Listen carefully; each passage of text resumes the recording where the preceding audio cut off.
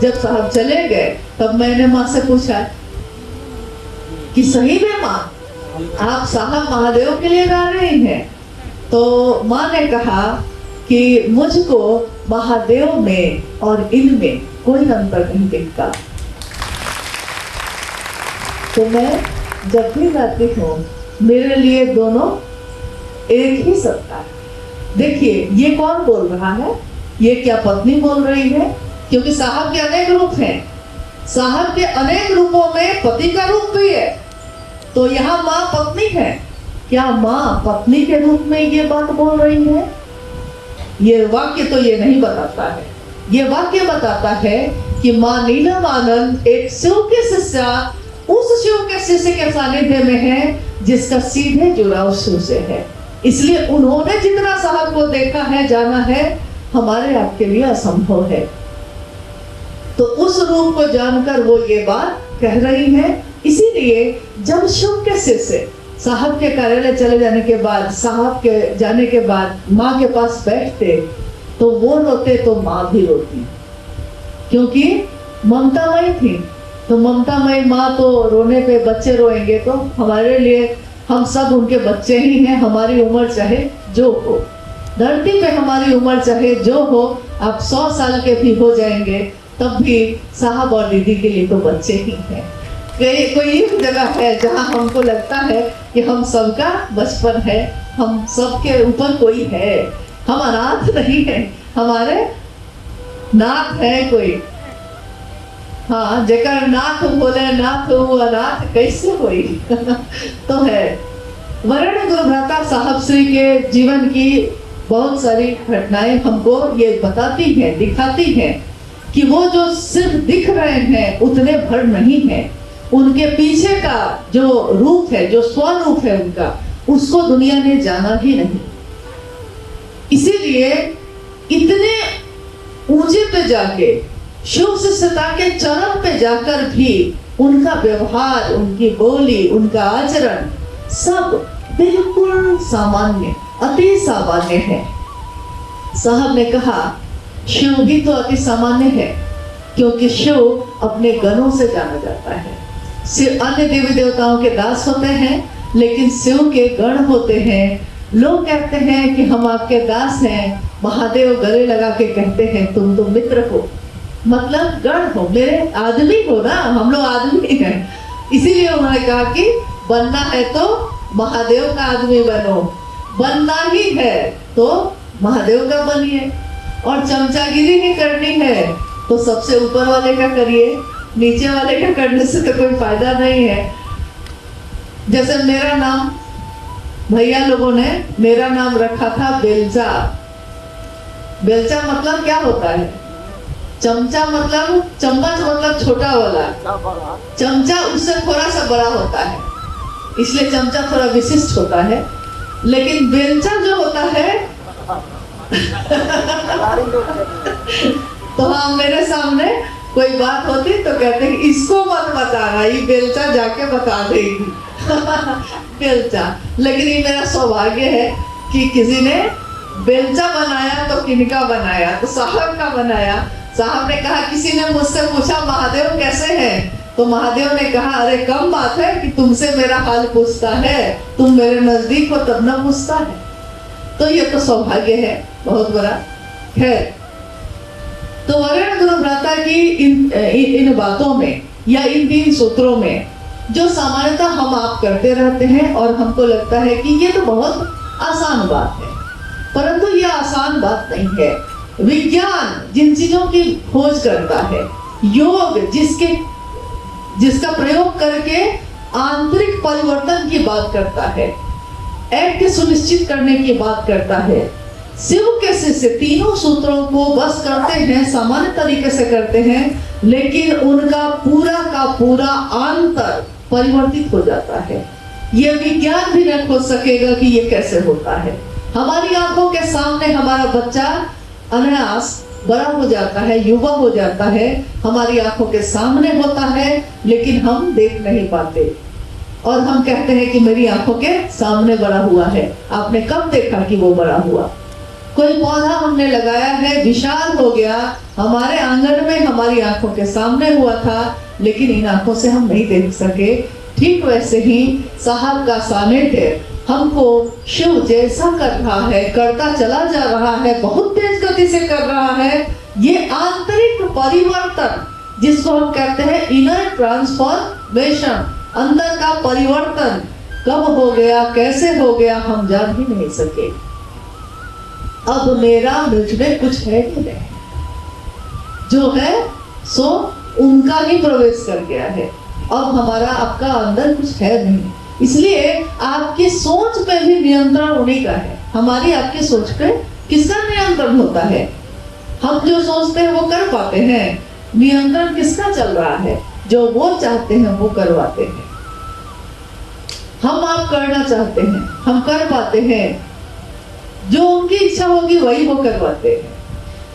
तो पहला सूत्र और दूसरा सूत्र और तीसरा सूत्र, सामान्यतः जब से साहब ने शिव को गुरु बनाया 1990 के दशक तक आते आते पहली बार ये तीनों सूत्र शिष्यानुभूति में छापी गई। पटना में जब साहब आए उस समय, और जब ये तीनों सूत्र छापा गया तो उस समय पैसे नहीं थे, अभाव था पैसे का, तो बहुत पतले पतले कागज में 3 फोल्ड करके उसको, जो आज भी है उपवन में है रखा हुआ, उस समय जो छपा था वो। साहब एक तरफ कह रहे हैं कि 15-20 तारीख होते होते मेरे घर में पैसे खत्म हो जाते हैं, और दूसरी तरफ साहब शिष्यानुभूति पतला ही सही, कमजोर पन्ना ही सही, लेकिन बात तो उसमें कमजोर नहीं लिखी हुई है। पन्ना कमजोर है, बात तो नहीं कमजोर है, लेकिन साहब छपवा रहे हैं।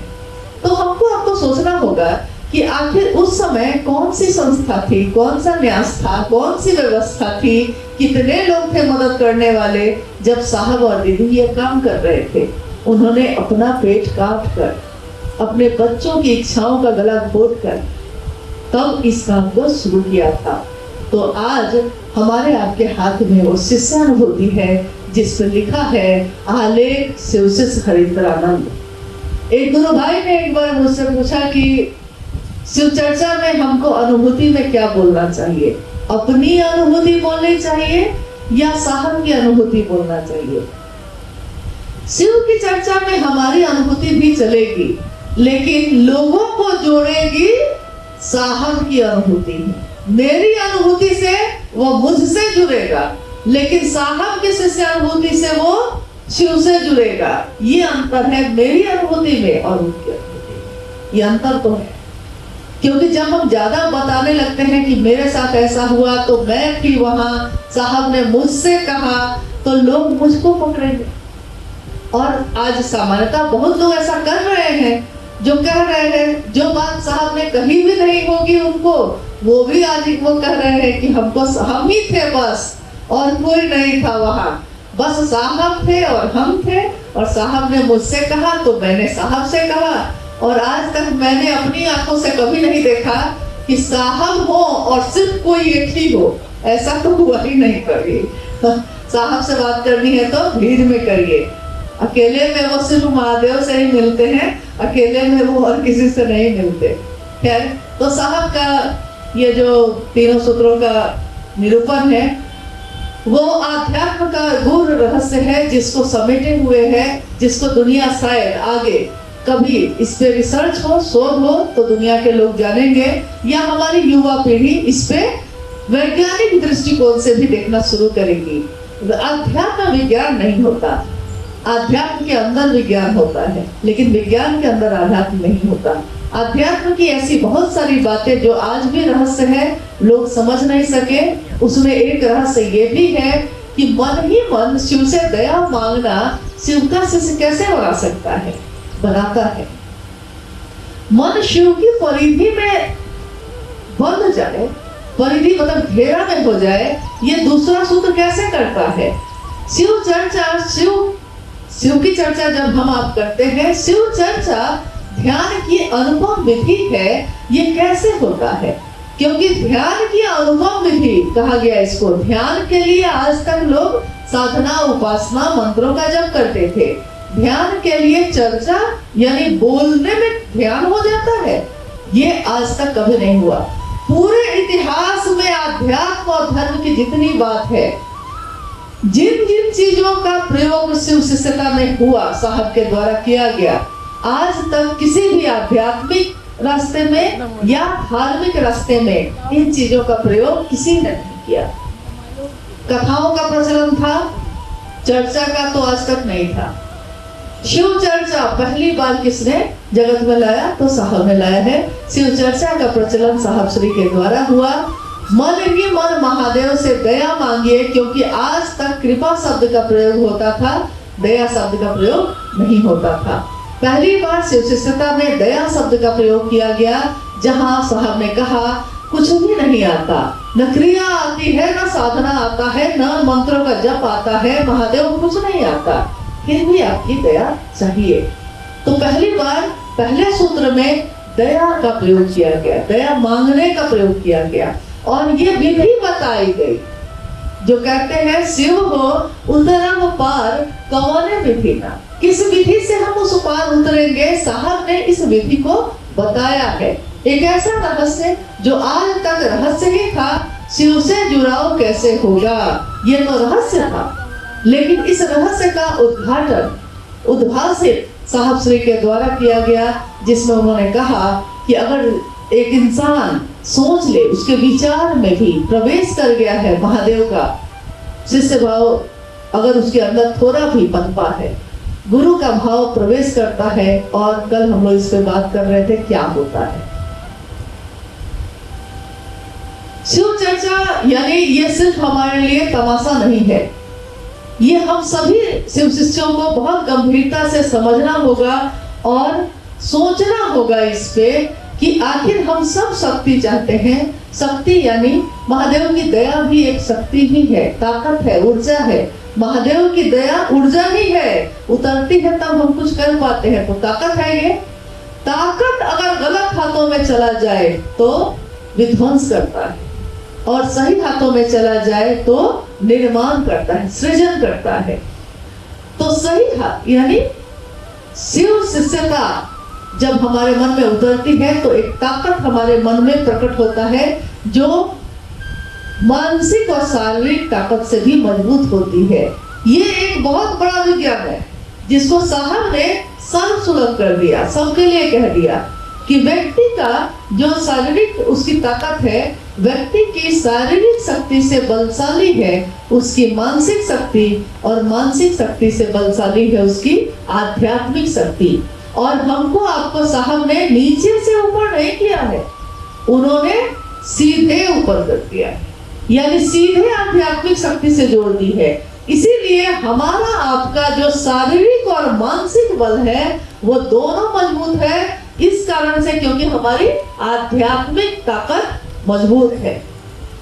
लोग पूछते हैं कि आखिर लोगों का कनेक्शन के लिए आप क्या करते हैं। जैसे अभी थोड़ी देर पहले 2 मिनट के लिए जब मैं गई तो कुछ पत्रकार थे, तो फिर यहाँ दिक्कत होगी इसलिए मैं ऊपर चली गई। उन्होंने पूछा कि हम लोग इतने सालों से देख रहे हैं कि ये हम लोग को आज तक समझ में नहीं आया है कि कनेक्शन कैसे होता है, मतलब जुड़ाव, लगाव, एक दूसरे से जुड़ना। आखिर इतने लोग एक तरफ हम लोग सुन रहे हैं करोड़ों शिव के शिष्य हैं, तो ये करोड़ों शिव के शिष्यों का एक दूसरे से कनेक्शन करने का तरीका क्या है। तो मैंने कहा कि साहब के द्वारा जो बताया गया है या जो समझा है हमने, कनेक्शन इसलिए है क्योंकि हम अलग अलग लोगों पे बात नहीं करते, हम एक पे बात करते हैं, महादेव पे। शिव मेरे गुरु हैं, तो शिव सबके गुरु हैं, कनेक्शन हो गया। शिव की दया हम भी मांगते हैं, आप भी मांगते हैं, वो भी मांगते हैं, रास्ता एक ही है। साहब ही ने कहा रास्ता एक ही है, तो रास्ता एक है तो कनेक्शन हो गया। अभी सावन में कांवड़ लेके कितने लोग चल रहे होंगे, सबका एक दूसरे से कनेक्शन होता है कि नहीं, भले वो अस्थायी होता है, 3-4 दिनों के लिए होता है, लेकिन ये जीवन भर का है। क्योंकि कोई भी काम जो ईश्वर प्राप्ति के लिए होता है वो जीवन भर के लिए होता है, वो थोड़ी देर के लिए नहीं होता।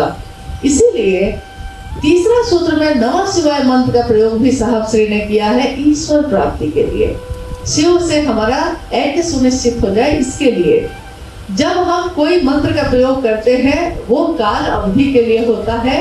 किसी की बेटी की शादी नहीं हो रही है, मंत्र का जप करने दे दिया है कोई, जब बेटी की शादी हो जाएगी उसके बाद तो आप मंत्र जप नहीं करिएगा क्योंकि काम हो गया।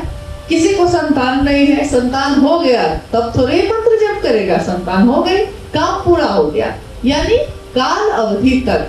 लेकिन ईश्वर प्राप्ति के लिए पूरे जीवन ये करना पड़ता है। एक दिन साहब ने पूछा था ये, कब? पाटन में, जब पहली बार डब्बा में जो चावल बढ़ गया था और चावल को पूजा घर में बिछाया गया था, तो साहब ने पूछा था उस शक्ति से जो दिख नहीं रही थी लेकिन उपस्थिति उसकी प्रतीत हो रही थी, तो साहब ने पूछा कि आप कौन है? जवाब आया, मुझे शिव शक्ति जानो।